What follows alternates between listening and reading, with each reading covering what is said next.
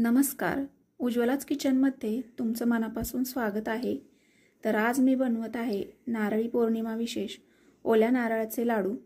ओल्या नारळापासून आपण नारळाची वडी, नारळाच्या करंज्या किंवा नारळी भात असं बनवत असतो. पण आज आपण ओल्या नारळापासून तोंडात विरघळणारे असे लाडू बनवूयात.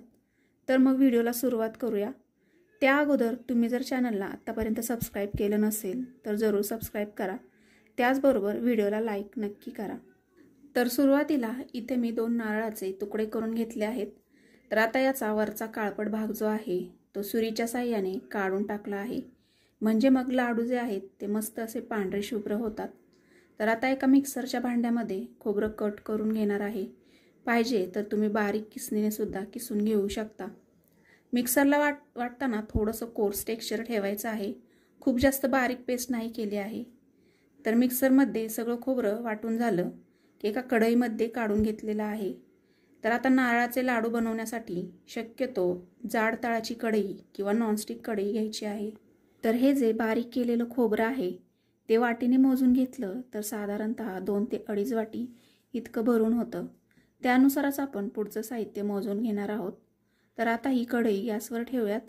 सुरुवातीला गॅसची फ्लेम ही मध्यमच ठेवायची आहे. आता यामध्ये 2 ते 3 चमचे साजूक तूप घातलं आहे.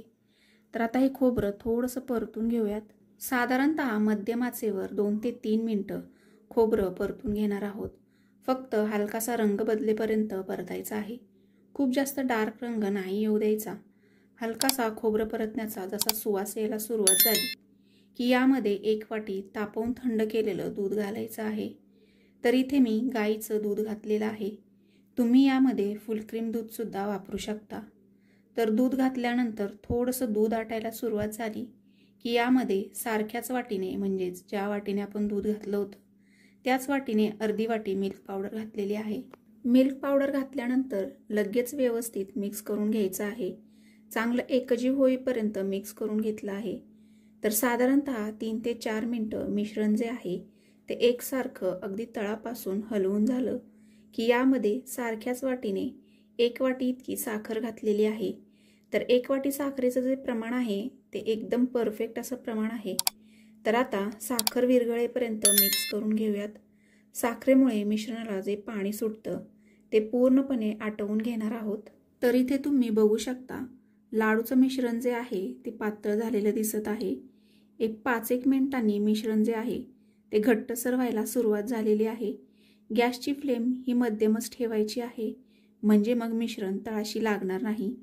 तर बघू शकता मिश्रण छान असं घट्टसर झालेलं आहे. तर लाडू बनवण्यासाठी परफेक्ट असं मिश्रण तयार झालेलं आहे. याची खूण म्हणजे व्हिडिओमध्ये दाखवल्याप्रमाणे स्पॅच्युला असा उभा करायचा. तर याचाच अर्थ आपलं लाडूचं मिश्रण जे आहे ते एकदम परफेक्ट असं तयार झालेलं आहे. तर आता या स्टेपला यामध्ये अर्धा चमचा वेलची पावडर घालून फक्त मिक्स करून घेऊयात. त्यानंतर गॅस बंद करून मिश्रण एका ताटामध्ये काढून पूर्णपणे थंड करून घ्यायचे. तर मिश्रण हे बऱ्यापैकी थंड झालेलं आहे. तर आता लाडू वळायला सुरुवात करूयात. तर त्यासाठी जेवढ्या आकाराचे लाडू बनवायचे तेवढंच मिश्रण घेऊन लाडू वळायचे आहेत. अगदी पटकन वळले जातात हे लाडू. खूप जास्त वेळ नाही लागत. तर 1 लाडू वळून झालेला आहे. उरलेले लाडूसुद्धा असेच वळून घेतले आहेत. तर इथे मी जेवढा शेंगदाणा लाडू असतो तेवढ्याच आकाराचे लाडू तयार केले आहेत. तर साधारणतः एवढ्या मिश्रणामध्ये 21 ते 22 लाडू बनवून तयार होतात. या स्टेपला तुम्ही आवडीनुसार सजावटीकरता आवडीचे ड्रायफ्रूटसुद्धा वापरू शकता. इथे मी केशर फूड कलरचा वापर केलेला आहे. फक्त दिसायला छान दिसावं यासाठी. तर हे पूर्णतः ऑप्शनल आहे. नाही वापर केला तरीसुद्धा चालेल. तर तुम्हीसुद्धा या नारळी पौर्णिमेला असे लाडू बनवून बघा. तुम्हाला नक्की आवडेल. तर पुन्हा भेटूया अशाच एका नवीन रेसिपीसहित. तोपर्यंत उज्ज्वलाच किचनला जरूर सबस्क्राईब करा. त्याचबरोबर नारळी पौर्णिमेच्या तुम्हाला सर्वांना खूप खूप शुभेच्छा.